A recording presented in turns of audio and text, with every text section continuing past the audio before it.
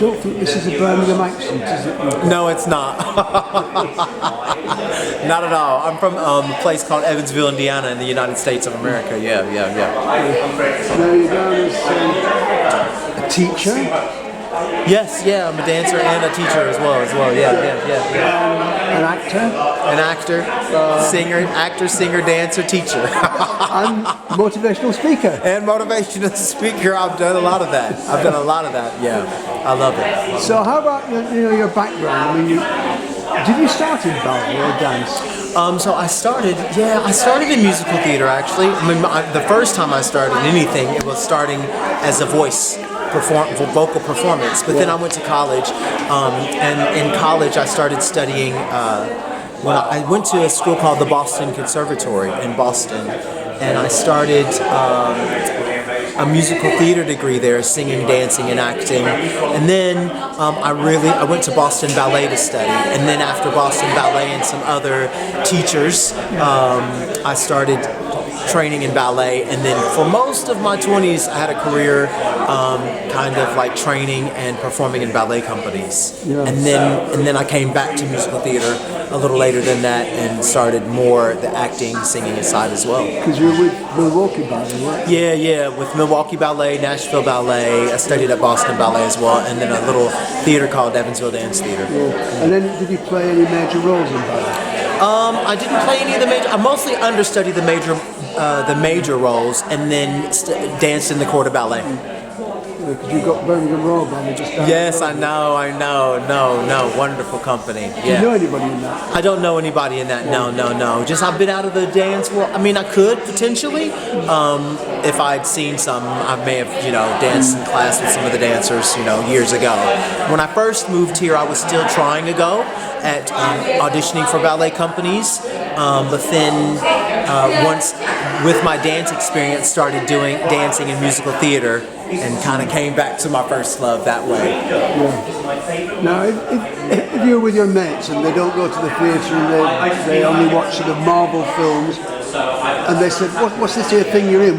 How would you describe this show? How would I describe Dreamgirls? I would describe Dreamgirls as a show about three sisters who decide to embark upon a career of success in the entertainment music industry.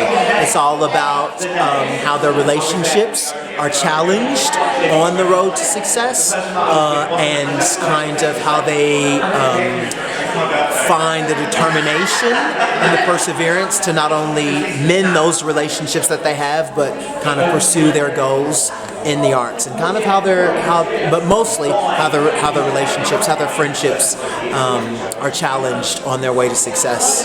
Yeah, now this is going back to the sort of days of Motown. I mean, you're in absolutely. Motown, right? Yeah, I was in Motown. So this is definitely the music and the songs that you hear are reminiscent of performers like the Shirelles, the Marvels, the Marvelettes, the James Brown, Marvin Gaye's of the 60s. That's who you are, isn't it? Yeah, absolutely. I think the style of Jimmy Early, the role that I play, is kind of reminiscent of James Brown, Marvin Gaye, Little Richard, those And a little bit of Cab Calloway. Yeah, so it's a really fun role. Now, unless you sort of got a pact with the devil, I mean, you're a lot younger than Motown and... Yeah, absolutely. But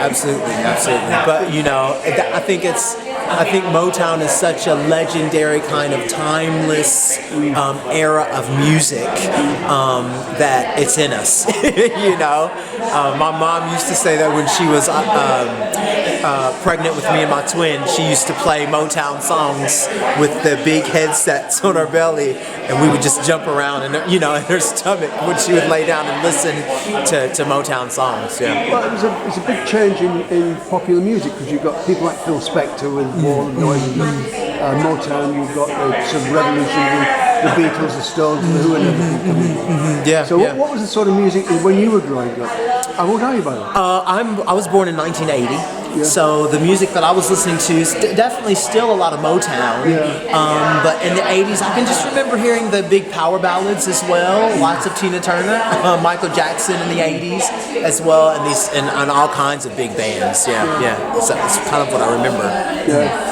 So what about this show? I mean, you're going around the country with different theatres. How are you finding you're getting a different audience in different theatres? Yeah, I mean, the audiences change from place to place, you know, depending on where we are. Sometimes you have an audience that's quite polite.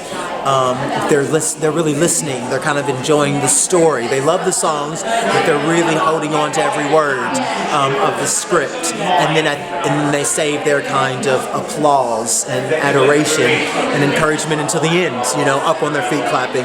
And then you have kind of the more vocal audiences, generally up in the north, where they're kind of screaming and hollering and clapping after every number through the entirety of the show, and then really up on their feet as well at the end. So it definitely changes kind of the climate, the environment that we're in, and the culture of the people that are watching the show. It changes from venue to venue. It's really interesting. And do you find that each night is a different show?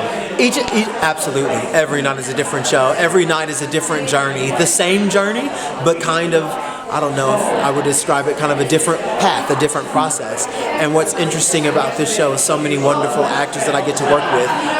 Their show changes a little bit every day, every performance as well. And that's really nice to kind of play off of. Yeah, it's exciting. And what's next for you after this? I mean, you had 2 years off because of COVID. Yeah. I mean, we're doing this until February, and then during this, normally what will happen is I'll either wait and see if the calls come in, go out and start auditioning again to book the next job after this, and who knows what it'll be, you know? You've got quite a big CV of shows you've been in. Yeah. I mean, I've been performing in the West End in some pretty fun shows since 2016 or so. So I've been in Motown the musical, Heather's, a show called Be More Chill as well, and Come From Away. And so I've definitely had a blessed and fortunate kind of experience in this profession. And one of my favorite musicals as well, you were in Guys and Dolls. Guys and Dolls, yeah. I did Guys and Dolls in America, and I love that musical. Yes, absolutely.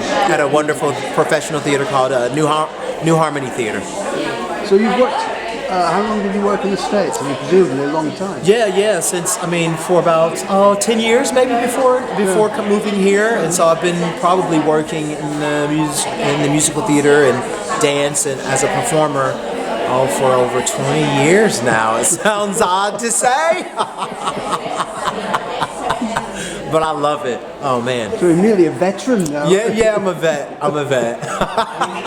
And what brought you over here in the first place? My partner brought me over here. My partner was living in London from the Czech Republic originally, and so we got married in Prague, and then I started working in London shortly after.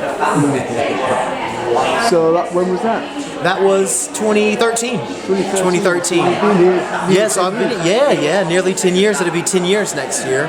And I just passed my Life in the UK test to become a British citizen soon. So I'll have British dual citizenship. So once I become a British citizen, I'll have to try and pick up the accent too. Well, I don't want to upset you, but most Britons couldn't pass the test of being a Briton. Listen, I know, that was a difficult test.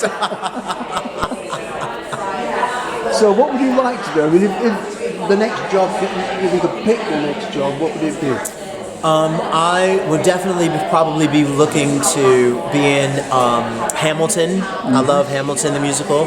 Moulin Rouge is a show that I'd be interested in trying out.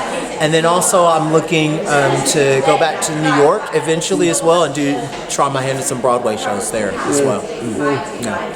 So basically you just want to be an actor? Yeah. I mean, to me it doesn't really, there are some shows that I really love. And for me, it's about the work. I mean, we do pretty long contracts sometimes, but my favorite part of any contract is the process is the learning. So if I could be a part of the old rep companies of old, you know, when you just did rep consistently, I would love that, because learning a different show is where the growth is a lot of times. And so that process is really fun and important for me. So I love being in the rehearsal room in that way and finding out all about a character and learning how to make that truth come alive. Do you do a lot of work, if you've got a character who has got special needs or something, do you find yourself having to sort of go out and find out about it? Not really, because I don't really put myself up for roles like that anymore. I never have really, because I think that there are enough performers now that potentially have special needs, who are actors as well, who could more accurately kind of portray what that journey would be in a more authentic way. Right. Well, looking forward to the show. Thank you so much. Thank you very much. Thank you. I really appreciate it.